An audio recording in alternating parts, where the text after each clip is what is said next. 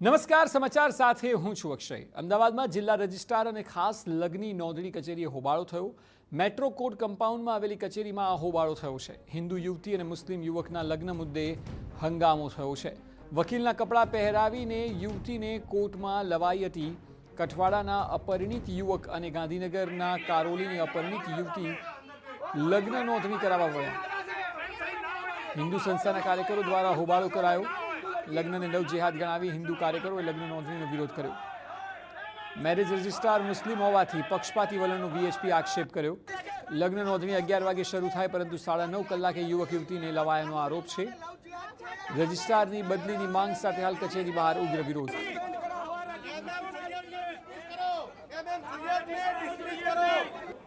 આ લગભગ પરિવાર લગભગ આ છોકરી 4 મહિના પહેલાં શરદપુરમની રાત્રે ભગાડી દેવામાં આવી છે, બરાબર છે। અને બીજા બધા એવું કહે છે કે એની જાતે ભાગી છે, બાકી ભાગી ગઈ નથી।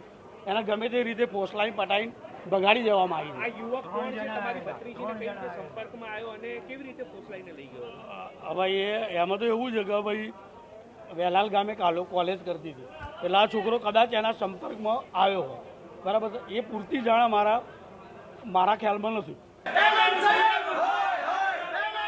તો આ વિવાદ હવે વકરી રહ્યો છે। હિન્દુ સંસ્થાના કાર્યકરો દ્વારા આક્રમક હોબાળો કરવામાં આવ્યો છે અને વલણ પણ અપનાવવામાં આવ્યું છે।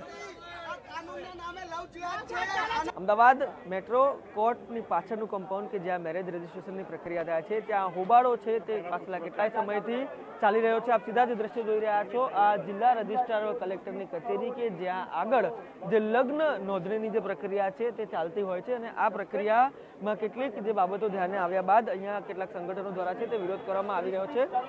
શું સમગ્ર ઘટના છે, શું ધ્યાને આવ્યું છે? છેલ્લા 3 મહિનાથી આ હિન્દુ દીકરીને ફોસલાવી અને આ મુસ્લિમ છોકરો ઉપાડી ગયો છે। આજે અહીંયા કોર્ટની અંદર તેઓ રજિસ્ટ્રેશન કરવા આવ્યા હતા અને અહીંયા જે મુસ્લિમ છે રજિસ્ટ્રાર એણે ગેરકાયદેસર રીતે આ લગ્ન કરાવડાયા છે। અહીંયા આગળ રજિસ્ટ્રેશન કરાવ્યું, છોકરીના મા બાપને પણ મળવા નથી દીધા અને અહીંયા આગળ વારંવાર આવા બનાવો બને છે। આ રજિસ્ટ્રાર કોઈ દિવસ સવારે 11 વાગ્યા પહેલાં નથી આવતા, પણ આજે સવારે 9:30 વાગ્યાના અહીંયા હાજર થઈ ગયા છે અને વહેલા રજિસ્ટ્રેશન કરાવડાવી દીધું અને છોકરીના મા બાપને બી ભણવા નથી દીધા। ખાસ જે નવી પ્રક્રિયા અનુસરવાની વાત હતી તે કોઈ પ્રક્રિયાને લઈને શું માનવું છે આપનું? આપ જે હોબાળો કરી રહ્યા છો, હાલ શું સ્થિતિ છે? છોકરાનું શું કહેવું છે? છોકરાને અમને લોકોને મળવા જ નથી દેતા તો કેવી રીતે ખબર પડશે કે શું છોકરી કહેવા માગે છે? તેના મા બાપને મળવા દે એકલાની અંદર તો ખબર પડે કે છોકરી શું કહેવા દેવા માગે છે। નવા નિયમો આવ્યા છે તેને લઈને શું કહેશો? અમને જે માહિતી છે તે પ્રમાણે હજી નવા નિયમો અમલમાં નથી આવ્યા। અમે અમારી સરકાર સમક્ષ માંગણી બી છે કે જે નવા નિયમો નીકળ્યા છે તાત્કાલિક અસરથી। સરકારનો આશય એ જ હતો કે આ પ્રકારની ઘટના સામે આવે છે તેના માટે જ નવા નિયમો લઈને આવ્યા છે। કેટલા ઝડપથી અમલવારીની શક્યતાઓ આપ જોઈ રહ્યા છો?